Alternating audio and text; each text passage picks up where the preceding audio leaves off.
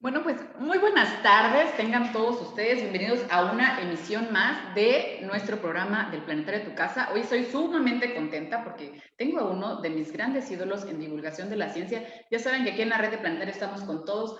Hace unas semanitas tuvimos Estrella Burgos y ahora pues nos sentimos muy honrados por tener la presencia del doctor Sergio de Régules, quien estará con nosotros. Pero antes de comenzar con su conferencia, quiero mandar saludos pues a la red, ya saben que está integrada por el planetario de Cozumel, de Playa del Carmen y el planetario de Chetumal, y también agradecerle a su director, a Eddie Ortega, que me está apoyando en los controles técnicos.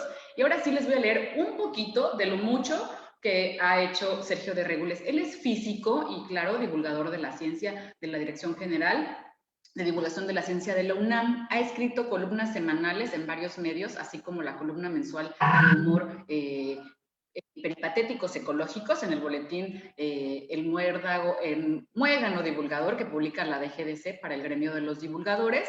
Es colaborador de la revista Cómo Ves, Saber Ver y Milenio Semanal. En el Museo de la Ciencia Universum dicta conferencias sobre divulgación científica, escribe artículos, crea y organiza exposiciones. Su columna Las orejas de Saturno aparece todos los jueves en Milenio Diario. Sus libros son El renovador involuntario, El sol muerto de risa, Cuentos cuánticos y Las orejas de Saturno. Como coautor ha escrito El piropo matemático, Crónicas geométricas y Crónicas algebraicas. Si no lo han leído, de verdad, por favor, y ahora que estamos en pandemia, corran a la librería más cercana que tienen y vayan por alguno de estos libros que ya mencioné, porque todos son muy buenos. Si ustedes quieren acercarse a la divulgación de la ciencia, pueden hacerlo a través de Sergio.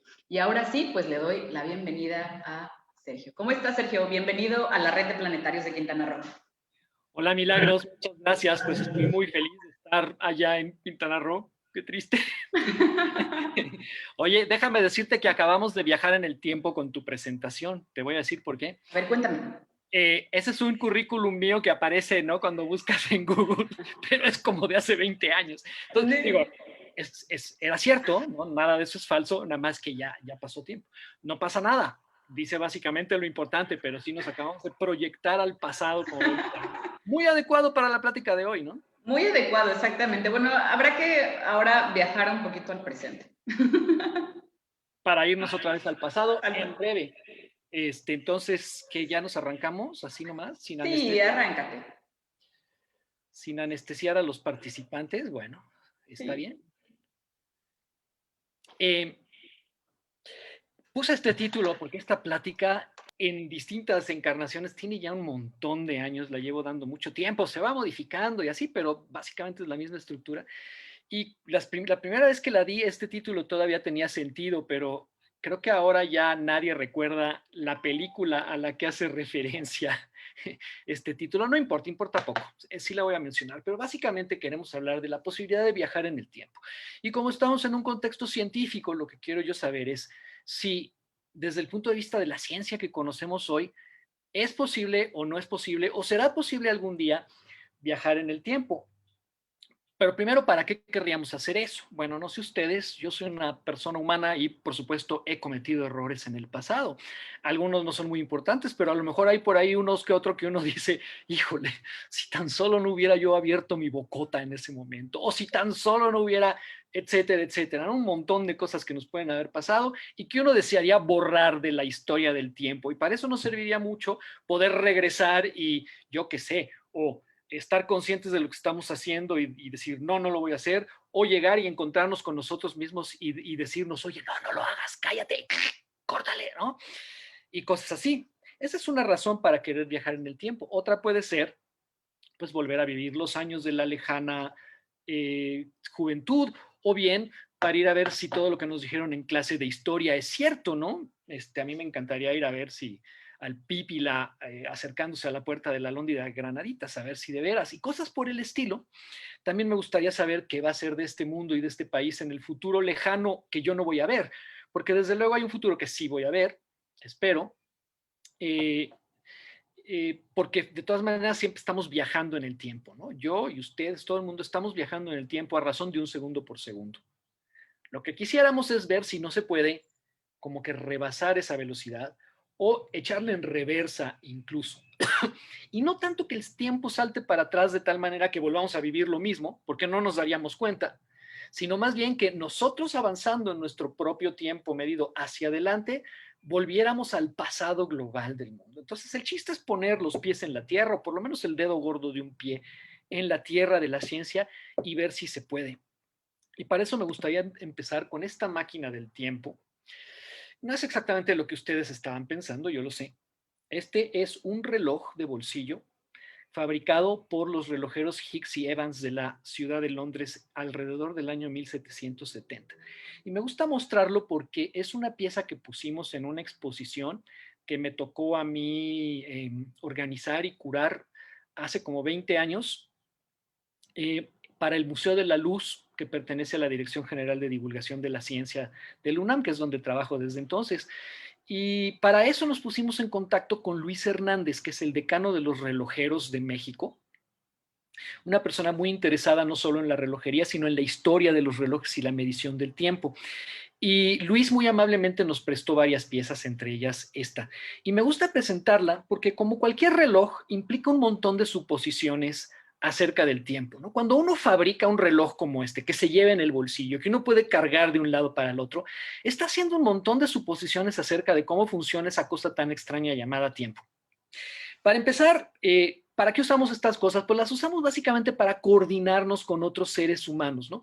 No tanto para saber qué hora del día es así nada más en abstracto, siempre es para coordinarnos con las acciones de otras personas. Por ejemplo, para coincidir todos aquí, bueno, en este aquí virtual, en este momento, ¿no? Gracias a que tenemos medición del tiempo. Entonces, cuando uno construye un reloj, está suponiendo primero que el tiempo pasa igual para todo el mundo, ¿no? Para todas las personas. Si yo me comunico con alguien en Europa en este momento, posiblemente sea otra hora, ¿no? Otra hora del día. Pero si le digo a esa persona, llámame dentro de 3 horas, pues los dos vamos a medir 3 horas y me va a llamar, ¿no? La hora del día depende de que la Tierra es una esfera, pero el tiempo no, el tiempo pasa igual, ¿no? Otra suposición acerca del tiempo es que pues este reloj se llevaba en el bolsillo, era para acarrearlo de un lado para el otro. Quiere decir que no importa dónde esté yo, el tiempo sigue transcurriendo igual a razón de un segundo por segundo y que no importa cómo me esté yo moviendo, el tiempo siempre, vaya, básicamente estamos, todo en el universo está sumergido en la corriente del tiempo que lo arrastra inconteniblemente a la misma velocidad y nadie puede adelantarse ni atrasarse. Esa idea del tiempo había quedado perfectamente codificada en términos físicos y matemáticos hacía 100 años cuando se construyó este reloj por nuestro querido tío don Isaac Newton, quien había establecido básicamente que todos los fenómenos físicos ocurren en el teatro del tiempo y este es inamovible. Aquí hay otras vistas de este reloj, les puedo hablar mucho de él y también es muy interesante hablar de relojería, pero no lo vamos a hacer hoy. Entonces, este reloj encarna la idea del tiempo que nos sirve a todos para usar relojes y coordinarnos. Es una idea sumamente útil, esta idea del tiempo newtoniano rígido e inamovible. Hacia fines del siglo XIX, este adelanto tecnológico de ese siglo hizo necesario construir relojes cada vez más precisos. Y aunque ya había relojes bastante buenos, todos mecánicos, se empezaron a construir relojes como este que les estoy enseñando yo aquí. Este es un reloj de ferrocarrilero, como me informó Luis Hernández cuando se lo mostré en aquella ocasión de la exposición. Este reloj yo lo heredé de mi abuelita que murió en 1993 y resulta que es un reloj que tenía ella guardado, que había pertenecido a mi abuelo en los años 30 o 40 y él lo usaba. Y resulta que cuando lo recibí funcionaba perfectamente y sigue funcionando perfectamente. Si ven, ahí está la hora. Yo lo veo aquí al revés en mi pantalla, espero que ustedes lo vean al derecho. Y este es un reloj de ferrocarrilero y gracias a Luis Hernández me enteré por un catálogo que él tenía en su taller que fue fabricado en 1924. Pero les decía que este invento que ven ustedes aquí hizo necesario relojes muy precisos porque en una vía del tren que pasaba por muchas ciudades, a lo largo de las cuales cambiaba la hora del día por la redondez de la Tierra, ¿no? Y porque se usaba la hora de la posición del sol para medir la hora, no tenían todavía nuestros usos horarios que parten la Tierra en gajos con la misma hora. Entonces era muy importante que cada persona a lo largo de la vía del tren, tanto los maquinistas como los conductores, que es el señor que checa los boletos, como los jefes de estación, supieran perfectamente la hora para coordinar los movimientos de los trenes. Y así todo el mundo llevaba un reloj de estos de ferrocarrilero. Y mi reloj en particular se fabricó en 1924. Y aquí ven ustedes una foto que pusimos en aquella exposición de mi amigo Arturo Horta de este mismo reloj. Esta es la parte de atrás, sin tapa, es la parte mecánica. Y como les decía, fue construido en 1924 y se me hizo muy, muy curioso, muy irónico, porque pues en 1924, hacía casi 20 años, que para los físicos por lo menos había cambiado completamente la idea del tiempo. Entonces, ¿por qué seguíamos usando estos relojes? Bueno, porque para los físicos cambió la idea del tiempo y ahorita les voy a decir cómo, pero el tiempo sigue funcionando igual, ¿no? Que en tiempos de Higgs y Evans y en tiempos de mi reloj de ferrocarrilero. Sigue siendo, ni siquiera cuando vamos en avión necesitamos pensar que el tiempo transcurra de otra manera. Bueno, antes de hablar de cómo se modificó el tiempo 20 años de la fabricación de mi reloj, hablemos un poquito más de qué rayos es el tiempo y cómo funciona. Esta es una pared en el taller de Luis Hernández, en el bravío barrio de Tepito de la Ciudad de México. Y aquí tiene Luis un montón de relojes mecánicos que tenía que reparar. ¿Y cómo funciona un reloj? Pues un reloj es un aparato que tiene incorporado algún fenómeno de vaivén, un fenómeno periódico, un péndulo, un balancín, algo que se repite y básicamente un mecanismo de contar cuántas veces se repite ese ciclo que puede contar. Eso es un reloj en esencia, ¿no? Este fenómeno en el que se basa el reloj, pues simplemente está inserto en el flujo del tiempo, pero digamos tampoco lo puede afectar. Si el reloj se para, pues no, eso no para el tiempo. Si yo adelanto la hora del reloj, eso tampoco acelera o frena o hace retroceder el tiempo. Sería padrísimo, ¿no? Como en Harry Potter, ¿no? Yo digo, ay, no, espérense, me equivoqué, quiero volver a empezar la plática. Me regreso a las 4 y llegamos al principio otra vez. Otra cosa que no puede alterar el tiempo es, me recuerda a esta película de aquí, que es la primera película de Superman en 1979, que se llama Superman The Movie, con Christopher Reeve. Y en esa película hay una escena en que va Luisa Lane muy preocupada porque Lex Luthor, el archienemigo de Superman, está a punto de poner en práctica un plan macabro que tiene, terrible, para poner bombas atómicas en la falla de San Andrés en California y desgajar California y separar un pedazo de California del continente y apropiarse de todas esas tierras. Y entonces va Luisa Lane por una carretera californiana a toda velocidad cuando se le queda el coche sin gasolina y entonces está ahí dándole a la ignición en la película y pues claro, el coche no prende porque no tiene gasolina. En eso se produce un temblor que se debe ni más ni menos a que Lex Luthor ya hizo explotar una de sus bombas atómicas. Un temblor tremendo, se empieza a sacudir el piso, se abre el piso, se traga el coche de Luisa Lane, se apachurra el coche, le caen un montón de piedras encima que se desprenden del risco que está ahí al lado y a consecuencia de esto Luisa Lane se muere. Bueno, en eso llega Superman, que se da cuenta que llegó demasiado tarde, ¿no? Y encuentra muerta a su amada.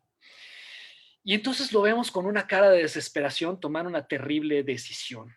Se le desencaja el rostro y con un grito de rabia y de impotencia sale volando a toda velocidad, corte a la tierra vista desde afuera, la cual vemos rotar, por cierto. Paréntesis, pues si nos pusiéramos afuera de la Tierra, digamos desde la Luna, no la vemos rotar realmente, igual que no vemos moverse las manecillas de un reloj, aunque sabemos que se están moviendo, ¿no? La Tierra tarda 24 horas en dar una vuelta, entonces no percibiríamos directamente el movimiento, pero bueno, licencia poética, si no nos entiende la película, entonces vamos a dejarlo pasar. Y lo que sí vemos es que de esa Tierra que está girando, sale un puntito blanco, que inmediatamente entendemos que es Superman, y empieza a dar vueltas, pero para el otro lado. Y entonces empieza cada vez más rápido, ¿no? Así se ve todo rápido, rápido. Y entonces se ve que la Tierra se empieza a parar, ¿no? Así va cada vez más despacito, se frena y con mucho trabajo, muy pesadamente empieza a girar, pero para el otro lado, ¿no? Corte otra vez a la carretera donde está Luisa Lane aplastada, las piedras saltan, se vuelven a acomodar en su risco, el coche se sale de la zanja, se desmueganifica, se vuelve a inflar bien bonito, se cierra la tierra y otra vez está Luisa Lane dándole a la ignición, ¿no? Entonces, bueno, corte. ¿Qué se supone que pasó ahí? Bueno, lo que nos están diciendo en esta película es que el tiempo depende de para qué lado gire la Tierra y entonces si Superman frena la Tierra y la hace girar para el otro lado, el tiempo va a ir en reversa. ¿Cuántos de los que nos están viendo creerían que esto funcionaría? Supongo que nadie. Si los pudiera ver, me encantaría ver las caritas. En general, nadie dice que sí cree que funcionaría. Pero básicamente, pues claro que no funcionaría. No, el tiempo no depende del movimiento, ni siquiera de la existencia de un planetito insignificante como este, que sería importante para nosotros, pero en el plano del universo, pues es un grano de arena en una playa infinita, ¿no? Entonces, no pinta para nada, no podría ser que el tiempo que pensamos que transcurre igual en todo el universo dependa de cómo se mueve una mota de polvo perdida en el rincón más apartado de la casa, ¿no? Lo único que sí sucedería si Superman lograra frenar la Tierra y echarla en reversa es que, claro, por inercia, la atmósfera y los mares se seguirían de largo en la misma dirección en la que habían estado girando antes, y lo que produciría Superman es unos huracanes y unos tsunamis pavorosos que acabarían con la civilización, por lo menos con la civilización cercana a las costas, Verbigracia, Cancún, Chetumal y todos esos lugares por ahí. Entonces, no funcionaría, el tiempo no depende de cómo se mueve el planeta, ¿no? Entonces, ¿qué hacemos si queremos pensar en movernos en el tiempo, librarnos del flujo del tiempo y adelantarnos o atrasarnos a nuestro antojo? Bueno, este es un cuadro de Salvador Dalí. Salvador Dalí, el pintor surrealista, que era un gran apasionado de la ciencia. Estaba enterado de todo lo que estaba pasando en su época, tenía suscripción al Scientific American. Y el caso es que estaba muy enterado de lo que estaba sucediendo en la física, y por eso empezó a pintar por aquella época relojes blandos, que son relojes aguados, así como pizzas, del cual pueden ver aquí un ejemplo. Vagamente en la distancia se ve aquí uno de los relojes blandos de Dalí. Y este cuadro se llama En busca de la cuarta dimensión, muy adecuadamente para introducir lo que sigue. Dalí pintaba esto precisamente por cómo había cambiado la idea del tiempo para los físicos en 1905. Y esa idea del tiempo había cambiado gracias a los trabajos de este jovenazo que ven aquí, que trabajaba muy cerca de esta plaza en la ciudad de Berna, en Suiza. El jovenazo era físico, pero nadie había querido darle trabajo en una universidad ni en ninguna institución de investigación, porque un maestro suyo se había encargado de hacerle la vida de cuadritos porque le caía gordísimo. Entonces, bueno, había tenido que ponerse a trabajar en una oficina de patentes en esa ciudad, porque además resulta que pues su novia estaba embarazada, se habían tenido que casar y entonces tenían un bebé y en fin, un desastre. Y el muchacho tenía que trabajar, entonces trabajaba en la oficina de patentes, pero eso quiere decir que le quedaba un montón de tiempo para pensar en lo que siempre le había gustado, que es la física. Y hizo un montón de cosas en ese año. Por supuesto, muchos de ustedes ya saben que este jovenazo es mi tío Albert Einstein, representado aquí en la época en la que hizo las cosas por las que es famoso. Siempre lo vemos como un viejito, ¿no? No, el Einstein que hizo las cosas importantes es este muchacho de 26 años que ven ustedes aquí, y un pocos años después seguía haciendo cosas importantes. Ya de viejito no tanto. Entonces, este es el Einstein bueno, el del premio Nobel, años después. El caso es que había una cosa en particular que le preocupaba mucho a él y a otros físicos. Y resulta que durante el siglo XIX se habían desarrollado mucho, en particular dos ramas de la física, habían avanzado muchísimo. Toda la física del movimiento, que para entonces permitía calcular con toda precisión los movimientos en el sistema solar, e incluso a partir de pequeñas variaciones en los movimientos de los planetas, deducir la existencia de otros planetas. Eso había sido así un gran triunfo. Entonces era una teoría que funcionaba de maravilla. Y la otra era una teoría más reciente que tenía que ver con corrientes eléctricas, campos eléctricos y magnéticos, pilas, en fin, la luz, la electricidad y todas esas cosas, que se llama la teoría electromagnética. También funcionaba muy bien. Se había basado en un montón de experimentos a lo largo del siglo y estaba sirviendo para crear nueva tecnología. Era una maravilla. El problema es que cuando uno las ponía juntas, la mecánica y la teoría electromagnética se daban patadas. Decían cosas contradictorias. Y eso tenía muy preocupados a los físicos, porque pues es un mismo universo, ¿no? Es muy raro que dos descripciones de partes del mismo universo choquen tan fuertemente y se contradigan. No podía ser. Se habían intentado soluciones, nadie lo había logrado, pero no lo habían logrado un poquito por falta de valor. Y Albert Einstein, que era joven y no tenía compromisos académicos con nadie, no tenía que impresionar a nadie y no tenía que quedar bien con nadie, decidió ir mucho más lejos que los demás y decir, bueno, tenemos que reconciliar estas dos ramas de la física. ¿Qué tendríamos que hacer? Y para no hacerles el cuento largo, encontró la solución y esa solución hoy se llama la teoría especial de la relatividad. Y en efecto las volvió a armonizar esas dos ramas de la física, las reconcilió, pero a un costo muy grande. Porque para eso, digo, a Einstein no le importó, pero tuvo que cambiar por completo un montón de conceptos que pensábamos que estaban bien entendidos. No entraremos en detalles, pero uno de esos conceptos es el concepto del tiempo. Resultó que no era cierto lo que habíamos pensado siempre, de que el tiempo transcurre igual para todo el mundo. Y no era una cuestión de, ay, es que me aburrí, entonces el tiempo se me hizo larguísimo. No, era una cuestión de relojes y medición concreta. Si para los objetos que se mueven respecto a otros, resulta que el tiempo, en la teoría de Einstein que reconcilia mecánica y electromagnetismo, el tiempo pasa distinto entre objetos que se mueven unos respecto a otros. Y en particular, si yo veo algo pasar muy rápido, veo que el tiempo parece algo, transcurre más lento que para mí. ¿Qué tanto más lento? Pues muy poquito, porque si no nos habríamos dado cuenta antes, pero a mí me gusta ilustrarlo con una historia que ahorita les cuento. Esa era una consecuencia de la teoría, ¿no? El tiempo no es cierto que transcurre igual, depende de cómo se estén moviendo los objetos. Y otra cosa es que había una velocidad límite que no se podía sobrepasar. Si cualquier objeto que tuviera masa, y pues todos la tienen, no podía nunca llegar a la velocidad de la luz, que era como un límite, es un límite máximo que no se puede rebasar, nada lo puede rebasar. La luz está hecha de partículas, hoy decimos, ¿no? Con masa cero, y entonces sí puede ir a la velocidad de la luz, pero nada puede llegar a alcanzar la velocidad de la luz. Se puede uno acercar todo lo que quiera, pero no puede llegar por diversas razones. Para ilustrar el asunto del tiempo, imagínense lo siguiente, que Pepe y Paco son dos hermanos gemelos que se acaban de comprar esta bonita moto. Y Pepe y Paco viven con un abuelo un poco maniático. Resulta que al abuelo siempre le gusta cenar a las 8 de la noche y que no se sienta a la mesa a menos que estén sus dos nietos presentes, y si no, no come y se pone mal y hay que llevarlos al hospital. Entonces un día Pepe le dice a Paco, Paco, voy a dar una vuelta en la moto. Y Paco le dice a Pepe, sí, pero bueno, mira, son las 7. ¿Qué horas tienes tú? Sí, las 7. Miran sus relojes, los dos tienen las 7. El reloj del abuelo ahí al fondo en el comedor dice las 7. Estamos de acuerdo en que son las 7. Dice, por favor, vuelve para las 8, ¿no? Porque ya sabes cómo se pone el abuelo. Sí, hombre, sí, no te preocupes. Entonces agarra a Pepe la moto y sale a pasear y va paseando muy tranquilo por la campiña a grandes velocidades, quizás sea imprudente. Y de repente dice, oye, ya son cuarto para las 8, más vale que emprende el regreso.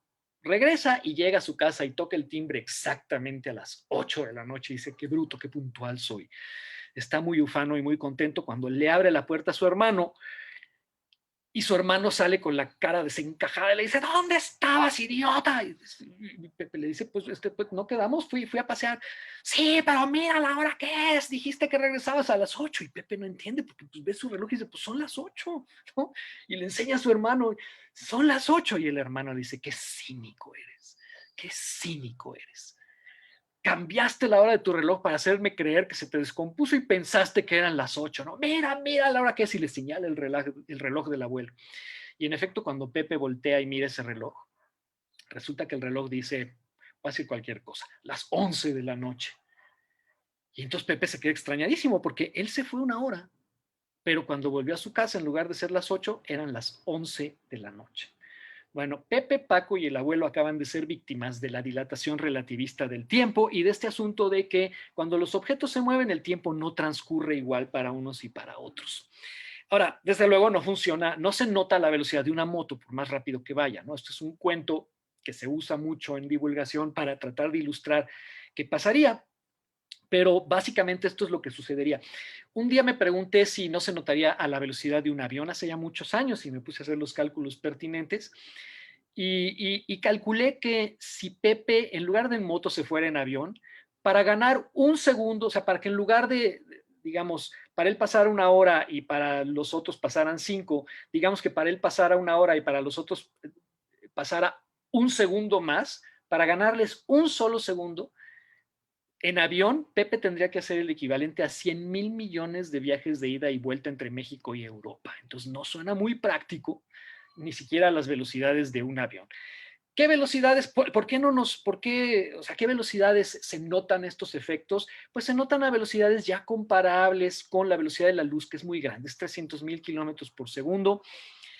Ojo, no es a la velocidad de la luz, nada la puede alcanzar, es a velocidades comparables, digamos, a un tercio, a un cuarto, ¿no? La mitad de la velocidad de la luz ya se empiezan a notar si uno puede medir. Y desde luego, ningún objeto macroscópico, ninguna máquina ni nave puede alcanzar ni remotamente esas velocidades. Pero fíjense cómo esto nos sirve, nos sugiere una manera de viajar al futuro, porque básicamente lo que le pasó a Pepe es que él vivió una hora, pero en su casa y en el mundo transcurrieron 5, o sea, viajó al futuro. Si Pepe se fuera más tiempo o si alcanzara velocidades más grandes, posiblemente para él podría transcurrir, digamos, yo qué sé, un año, y al regresar en su casa podrían haber transcurrido 2 o 10 o 100 o 1000 o 1 millón de años.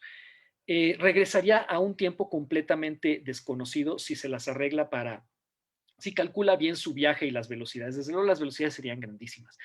Y para ilustrarlo mejor, déjenme imaginarme un viaje no en moto, sino en esta nave espacial.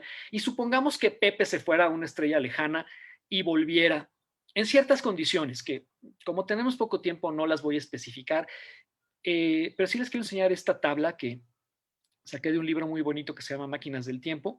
En ciertas condiciones, digamos, para decirlo muy rápidamente, si Pepe se va en esta nave de tal manera que use la aceleración de la nave como una fuerza de gravedad y vaya acelerando todo el tiempo a una aceleración igualita a la de la gravedad, tanto para ir más rápido como para frenar, tanto de ida como de vuelta. O sea, básicamente si viaja con todo el viaje con una aceleración de una vez la gravedad, esto es lo que sucedería con el tiempo en ese viaje. Nos interesan sobre todo las primeras dos columnas, las otras no tanto. La primera es años transcurridos en la nave o tiempo transcurrido en la nave, funciona igual si son años, meses, semanas o segundos, y tiempo transcurrido en la Tierra. Entonces digamos que Pepe se va un año. Al regresar en esas condiciones, para Paco y el abuelo habrían transcurrido un año y una centésima de años, o sea, como un año y 3 días. Entonces, salvo que no se pondrían de acuerdo si es miércoles o sábado, pues básicamente ahí estarían y no se notaría gran cosa, ¿no? Los gemelos siguen siendo gemelos. Si Pepe se va 2 años, al regresar en la Tierra habrán transcurrido 2 años y casi una décima de año, digamos alrededor de 2 años y un mes, bueno, igual, ¿no? Si se va 5, al regresar para Paco y el abuelo habrán pasado 6 años y medio. Si se va 7, cuando regrese habrán transcurrido 11 años y medio. Ya estoy un poco preocupado por el abuelo, que no estaba muy bien. Si se va 10 años, cuando vuelva, habrán pasado 25 años y medio. El abuelo yo creo que ya no va a estar ahí, posiblemente. Y sobre todo su hermano gemelo va a ser 15 años más viejo que él. Ahora, fíjense lo que pasa conforme aumenta el tiempo del viaje de Pepe, ¿no? Si se va 20 años, regresaría a la Tierra 3 siglos y pico después, ya no conocería a nadie, quizá regresaría a un mundo completamente distinto. Entonces, básicamente aquí está la manera de viajar al futuro. ¿Nos permite la física que conocemos hoy viajar al futuro? Sí, sí nos lo permite. Lo único que tenemos que hacer es desplazar, ir y volver a velocidades muy grandes, a algún lado. No, no tiene que ser en el espacio, puede ser dando vueltas alrededor de la Tierra como Superman, como ustedes quieran. Nada más ir muy rápido, ir y regresar. Y entonces podemos utilizar este efecto para viajar al futuro, básicamente. Ahora, hay que añadir que no tenemos todavía ni remotamente la tecnología para construir un vehículo capaz de, número uno, alcanzar esas tremendas velocidades y número dos, mantenernos vivos durante tanto tiempo, ¿no? Esas son las dos cosas. Entonces, pero es un problema tecnológico. Igual algún día se puede. Pero lo importante es saber que las leyes de la física que conocemos hace 100 años sí nos permitirían ir al futuro. Bueno, y de regreso al pasado, ¿qué hacemos? Ponemos la nave en reversa, nos sentamos con la espalda para el frente de la nave. Claramente eso no funcionaría, ¿no? Bueno, para el asunto de regresar en el tiempo, o sea, de ir al pasado, es totalmente distinto que el del futuro. Y ni siquiera voy a tener que hablar de física, ni siquiera tenemos que hablar de física para darnos cuenta de los problemas. Y para eso pongo aquí otra pieza de Salvador Dalí. Este es un prendedor que se llama El Ojo del Tiempo. Se me hace muy misterioso y por eso lo pongo al principio de esta sección. Esto me voy a sentar. Entonces, número uno, acá está una película que todo el mundo conoce bien, es Volver al Futuro. Y en Volver al Futuro, como ustedes saben, el personaje de Marty McFly, ¿no? Que es Michael J. Fox, se las arregla para viajar en el coche máquina del tiempo del Dr. Brown a la época en que sus padres eran adolescentes y estaban en la prepa y todavía ni siquiera eran novios. Le pasan un montón de cosas, pero básicamente sus aventuras ahí hacen que su mamá se empiece a fijar en él en lugar de hacerle caso al papá, ¿no? Con lo cual su presencia ahí impediría que sus padres se hicieran novios y por lo tanto que después se casaran y después lo tuvieran a él, ¿no? Y ahí está el primer problema. Si uno pudiera retroceder en el tiempo, podría ir e intervenir en el pasado de tal manera que lo hiciera incompatible con el presente. Básicamente, en este caso, impedir el propio nacimiento del viajero en el tiempo. Y esto incluso tiene un nombre entre los que se dedican a pensar estas cosas filosóficamente, se llama la paradoja del abuelo. Y en la versión original, el viajero en el tiempo retrocede y mata a su abuelo, con lo cual impide su propio nacimiento. Entonces, ahí está el problema. Si yo puedo ir y matar a mi abuelo, con lo cual yo nunca voy a nacer, ¿cómo pude ir y matar a mi abuelo, no? Y lo que yo nunca he entendido es por qué se llama la paradoja del abuelo y no, por ejemplo, la paradoja del padre o la madre o la paradoja de irse a matar a uno mismo en la infancia, ¿no? ¿Será que matar al abuelo es menos feo? Yo qué sé. El caso es que esta se llama la paradoja del abuelo y es la posibilidad de interferir, de intervenir y cambiar el pasado de una manera que lo haga incompatible con la historia que conocemos que sucedió, ¿no? Con el presente, digamos. Aquí está otro problema. Esta es otra película con Christopher Reeve también, es la que le da título a esta plática, se llamaba Pídele al tiempo que vuelva. Y en esa película, que es una película de amor, Christopher Reeve es Richard Collier, que es un joven dramaturgo que escribe obras de teatro. Y Richard Collier está un día en el teatro ayudando a preparar todo para el estreno de una de sus obras, cuando de repente se aparece en el escenario una viejecita decrépita, se le acerca y le aferra una mano, ¿no? Y le dice, vuelve a mí. Y se va. Bueno, yo creo que no, se va. Yo creo que se va, ¿no? Ya no me acuerdo cómo sale de escena la señora. El caso es que se va y cuando abre la mano Richard se da cuenta de que tiene un reloj y dice, ¿cómo que vuelve a mí? Y esta señora, pues, ¿quién es? ¿Y yo por qué? ¿No? O sea, ¿yo qué tengo que ver? Total que se pone a hacer averiguaciones y descubre que esa señora es Elise McKenna, que era una actriz que había sido muy famosa, había sido una superestrella a principios del siglo, hasta que en 1912 de repente misteriosamente había abandonado su carrera y había vivido recluida en su casa desde 1912 hasta 1979 cuando le da el reloj a Richard y le dice, vuelve a mí. Y Richard dice, bueno, pero ¿y yo qué? Pues, ¿no? ¿Cómo? ¿Por qué vuelve a mí? Se obsesiona con el personaje y se las arregla para viajar en el tiempo, de una manera un poco jalada, pero bueno, es una película de amor, no es de ciencia. Entonces regresa a 1912, conoce a Elise, se enamoran, por supuesto, porque es el chiste, y en el momento culminante, él le regala el reloj a ella.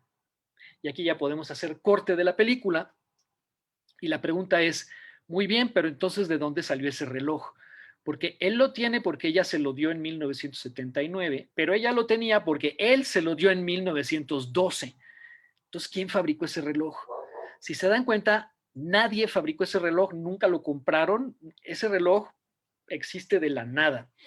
Y esto también tiene nombre, se llama la paradoja de la información, ¿no? Si se pudiera retroceder en el tiempo, nos podemos imaginar situaciones como esta en la que un objeto fabricado claramente como esto, ¿no? Como esta pieza que es una reunión de información, básicamente alguien tuvo que reunir esa información y armar ese reloj y diseñarlo y construirlo, puede aparecer de la nada sin que nadie lo diseñe. Pero hay otra paradoja todavía peor y tiene el incitante nombre de la paradoja sexual.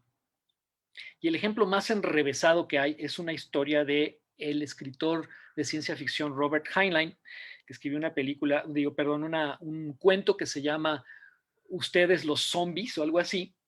Y yo hice un resumen de ese cuento en este librito, por cierto, que si lo quieren leer después, lo pueden conseguir en una librería o en internet. Y el resumen dice así. Jane, se tienen que fijar, no me lo sé de memoria, por eso cada vez lo tengo que leer porque es muy enredado. Jane, una recién nacida, Es abandonada en un orfanatorio en 1945. En 1963 conoce a un vagabundo y se enamora de él. Queda embarazada. El vagabundo la abandona. Durante un parto difícil, los médicos descubren que Jane es hermafrodita, o sea que tiene ambos sexos, y se ven obligados a convertirla en hombre para salvarle la vida. Bueno, vicisitudes de la vida. Alguien rapta a su bebé y Jane, a quien quizá ahora tengamos que llamar John, ¿verdad? Se da a la bebida y se convierte en vagabundo. En 1970 conoce en un bar a un amable anciano al cual le cuenta la tragedia de su vida. El anciano le ofrece la posibilidad de viajar al pasado y vengarse del vagabundo que la abandonó. Jane, ahora John, regresa a 1963 y se enamora de una joven huérfana a quien luego deja embarazada. El anciano viaja 9 meses al futuro, rapta al bebé y lo deposita en un orfanatorio en 1945. Luego lleva a John a 1985 y al paso de los años, Jane se reforma y se dedica a viajar en el tiempo. Ya anciano, Jane conoce a un vagabundo en un bar en 1970. Me encantaría ver sus caras en este momento, pero básicamente, ¿qué pasó ahí? Pues todos los personajes de esta historia son la misma persona. O sea, son la misma persona, el hijo, el papá y la mamá y el anciano, desde luego. Todos son la misma persona. Esto se llama la paradoja sexual. Entonces, parecería que no puede ser que se pueda viajar hacia atrás en el tiempo, ¿no? Al futuro ya vemos que sin problema más que tecnológico. Y al pasado, pues, ¿cómo se libraría uno de estas paradojas? ¿Cómo se podrían evitar?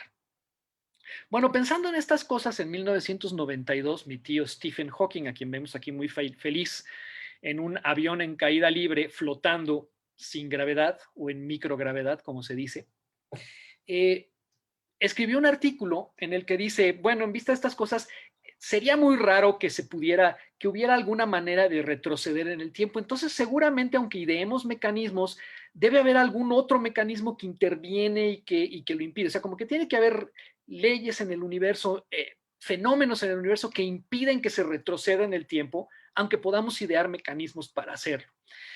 Y esto le llamó Hawking el principio de protección de la cronología. No, porque pues imagínense que se pudieran hacer todas estas cosas, pues, ¿qué querría decir la historia, no? Si lo que dice en un libro que pasó resulta que se puede cambiar. Bueno, en fin.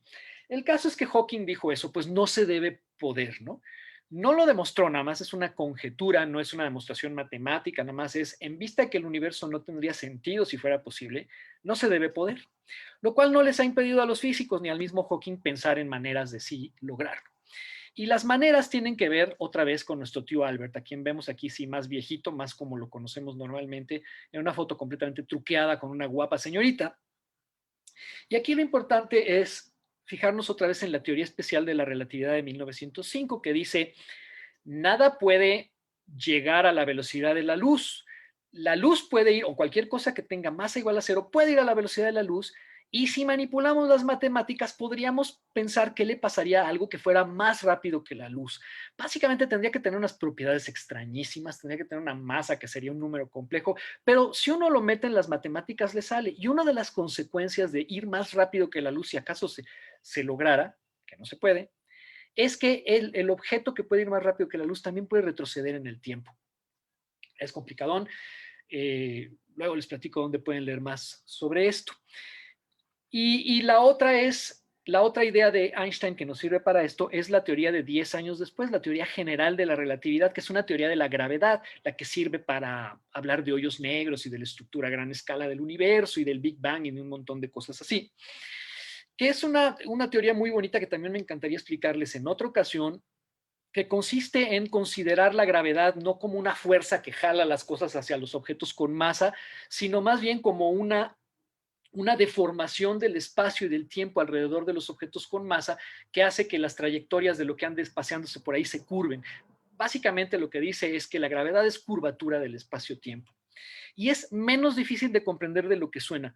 Las matemáticas son horribles, pero no es tan difícil de entender. El caso es que con estas dos ideas podemos imaginarnos, y los físicos no han dejado de imaginarse, maneras en que, sabiendo ahora que el espacio-tiempo se puede deformar, a lo mejor podríamos deformarlo de tal manera, si lo deformamos cerca de un objeto, yo que sé, de mi reloj, deformamos de alguna forma el espacio-tiempo, este reloj podría pasar de un lugar a otro más rápido de lo que pasaría la luz. Y ese sería un truco para hacerlo. Una primera, hay varias ideas, pero me gustaría discutir básicamente dos. Una tiene que ver con esta película que se llama Contacto. Está basada en una novela que escribió Carl Sagan en 1985. Carl Sagan, un famoso astrónomo, todavía más famoso divulgador de la ciencia, sigue siendo un gran ejemplo para muchos de nosotros. Y Carl Sagan escribió una novela en la que necesitaba que sus personajes viajaran de aquí al centro de la galaxia, que está a 30,000 años luz, y volvieran a tiempo para la hora de la merienda. Y no sabía bien cómo hacerle porque no quería que Einstein se revolcara en su tumba, ¿no? Básicamente, si estuvieran limitados a ir a la velocidad máximo de la luz, pues tardarían 30,000 años en ir y 30,000 en volver, pues eso no les serviría para nada. Él necesitaba que fueran y volvieran el mismo día. Y se le ocurrió usar agujeros negros y cosas extrañas, ¿no? Y luego se puso en contacto con un amigo suyo, que es un relativólogo muy famoso, reciente premio Nobel, que se llama Kip Thorne. Y Kip Thorne le dijo, bueno, mira, hoyo negro no uses, porque de un hoyo negro no sales. Entonces, lo que sí puedes usar, le dijo Kip Thorne al cabo de unos días, es una solución de las ecuaciones de la relatividad de Einstein, que describe una especie de pasadizo entre puntos del espacio y del tiempo que los conecta.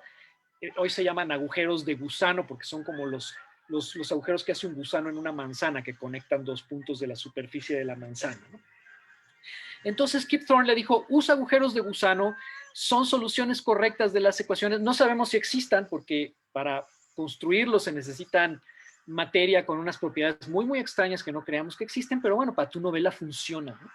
Estos agujeros de gusano o túneles de Einstein-Rosen, y eso es lo que usó Carl Sagan y lo que usaron en la película, como vemos aquí a Jodie Foster transitando por el metro cósmico a toda velocidad.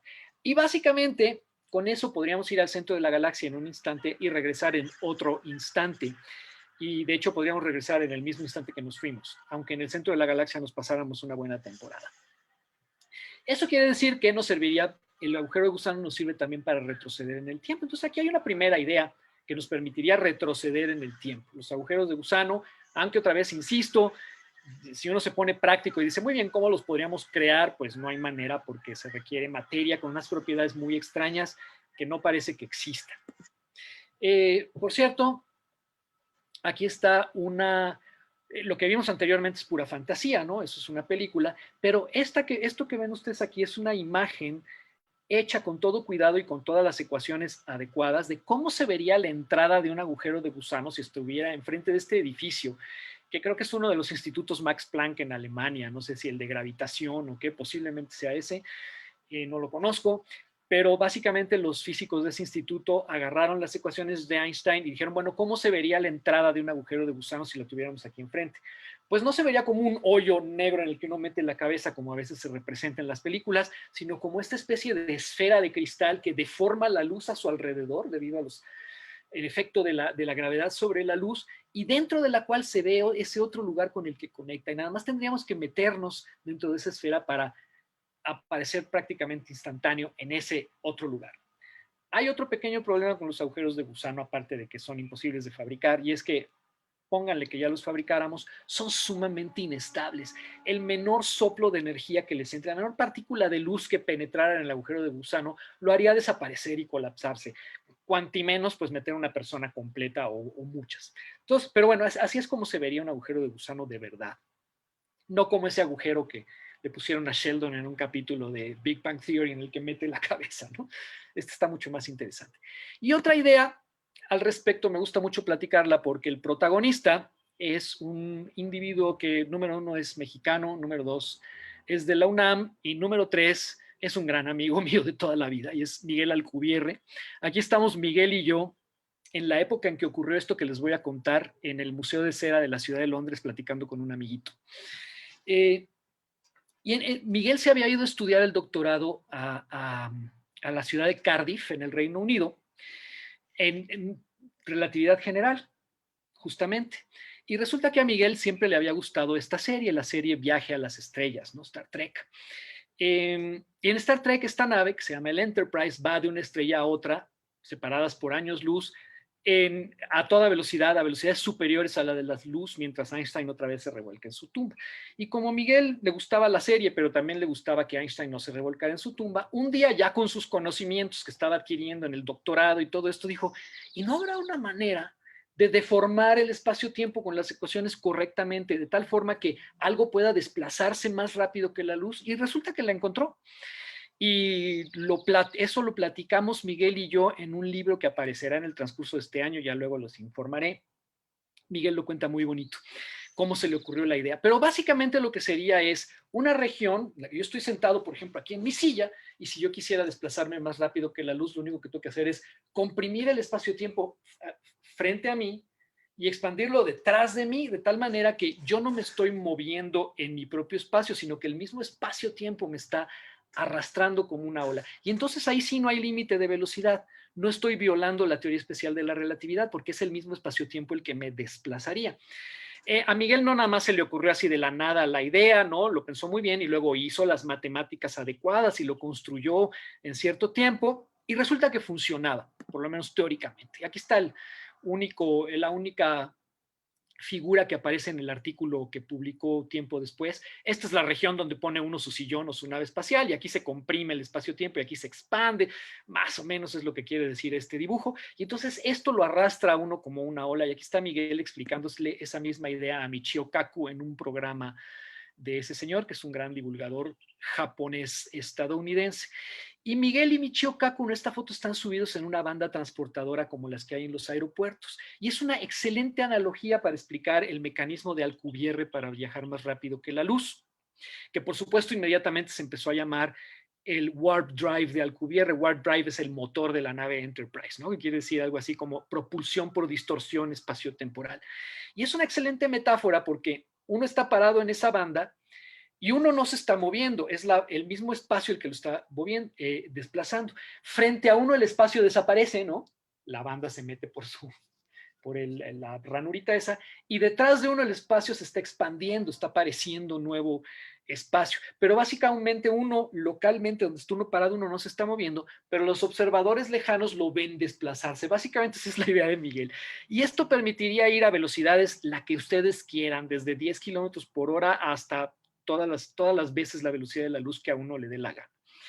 Y es una historia muy bonita. Miguel se volvió el ídolo de todos los fans de Star Trek en todo el mundo. Él está un poquito harto, según entiendo. Él no volvió a trabajar en publicó su artículo y luego ya no se volvió a dedicar a esto, pero básicamente abrió una nueva rama de investigación en la teoría general de la relatividad, que es cómo se puede construir el warp drive. Nadie está pensando construirlo de verdad, ojo, es simplemente de interés teórico para saber cosas sobre el universo. Pero básicamente, como esto te permitiría ir más rápido que la luz, también te permitiría usarlo como máquina del tiempo. Hay una forma de convertir el warp drive en máquina del tiempo que ideó otra persona en un año después del artículo de Miguel. Entonces, básicamente, aquí hay dos ideas que nos permitirían, en efecto, retroceder en el tiempo, salvo problemas tecnológicos que no se van a resolver pronto, ¿no? Pero parece que la física lo permite. Y entonces uno podría preguntarse, muy bien, ¿y entonces dónde están todos los viajeros del tiempo en nuestra época? Deberíamos de verlos, no deberían estar aquí. Bueno, hay muchas posibles respuestas. Una podría ser, sí están, pero se ocultan y no nos dicen, ¿no? A lo mejor todos los que están viendo esta charla son viajeros en el tiempo y están muertos de risa diciendo, ay, pobre baboso, no tienen idea, ¿no? Esa sería una posibilidad. Otra es que a lo mejor cuando se invente esto, yo qué sé, se vuelve, la sociedad decide que es pecado o que es traición a la patria o que algo, o a lo mejor es carísimo, o a lo mejor es muy peligroso, o algo pasa y entonces no se puede y por eso no están aquí los cronoviajeros. Pero una última posibilidad es que no haya cronoviajeros, no haya, no haya turistas del futuro, porque el futuro está desierto. Muchas gracias. Con eso termina la parte de la plática. ¿Tenemos a lo mejor un ratito para preguntas? Claro que sí, pues muchísimas gracias, Sergio. La verdad es que estuvo muy interesante tu conferencia. Y yo tengo, antes de pasar a las preguntas, algunos comentarios. Fíjate que de este cuento que contabas de All You Zombies, hay una película Sí, sí, sí, se las recomiendo. Es con este actor Ethan Hawke. Se llama Predestination, que supongo que se llamará en español Uy, Predestinación. ¿No? Supongo, no sé si está en Netflix, pero bueno, hay la película, entonces para aquellos que quieran, está buena, véanla. Y bueno, oye, y también te iba a preguntar que de seguro somos familia con tanto familiar tan famoso y todo, tal vez tú y yo seamos familia, no lo sé. Ah, cuéntame. pero bueno, vamos ahora sí con las preguntas. Tenemos saludos y demás, a ver si nos da tiempo de todas las preguntas. Por ahí Raúl Silva nos dice, qué buena charla, ¿qué opinas del Time Freak? ¿Del qué? Time Freak. Es que no sé qué es el time freak, no se crean que estoy tan enterado de todas esas cosas. Bueno, ahorita a ver si Raúl Silva nos puede comentar más al respecto. Por ahí Víctor Hugo Chávez Luna nos dice, viajar al pasado es viajar a otras dimensiones, ¿no? Y viajar al futuro es posible, pero es un viaje sin retorno. Igual el profesor Stephen Hawking realizó un experimento donde se tomó una foto publicando la hora y fecha para invitar a un viajero en el tiempo a que asista y poder verlo. Solo el profesor supo si ese día una persona fue por su invitación. Ah, sí, no, bueno, eso es una. A Hawking le gustaba mucho hacer ese tipo de payasadas. No es realmente un experimento, o sea, eso es una especie de stunt publicitario, ¿no? Más bien, que dijo, bueno, o sea, yo organizo una fiesta, no le digo a nadie, pero lo publico, ¿no? No sé, no me acuerdo cómo lo hizo, pero sí, la idea era pues nadie se presentó, quiere decir que no hay viajeros en el tiempo. Digo, eso no demuestra nada, desde luego, simplemente es una historia chistosa que contar sobre Hawking, ¿no? Oye, ¿qué tal si todos esos, a veces la gente dice que ve fantasmas y que las cosas se mueven? Tal vez por allá estará escondido algún viajero en el tiempo haciendo una broma. ¿Qué crees que sea así? Pues mira, si viajaran en el tiempo de las maneras que yo describí, estarían aquí presentes físicamente, no como fantasmas. Entonces, no, yo creo que no. No, pero tal vez por ahí escondidos, por ahí Ah, ok, eso sí puede ser. O a lo mejor traen tecnología tan avanzada que pueden hacerse invisibles, yo qué sé. puede ser, o tal vez ya no esté de moda, ¿sabes? Tal vez digan, no, ya eso es cosa del pasado. Dice, Time Freak es una película del tiempo de repetir sin consecuencias, de tiempo de repetir sin consecuencias, solo modificas cosas mínimas. Buena película. Ay, Ah, pues, bueno, hay un montón de historias de ese estilo, ¿no? Y hay, por ejemplo, hay un cuento de Isaac, hay una novela de Isaac Asimov donde justamente hay una especie de agencia que se dedica a ir interviniendo en el tiempo para que pasen cosas como uno quiere, ¿no? Y entonces hay ingenieros del tiempo y dicen, bueno, mira, si tú cambias este florero, lo cambias de lugar en esta casa en este instante, eso va a tener consecuencias que van a hacer que no caiga este régimen en el futuro, cosas así.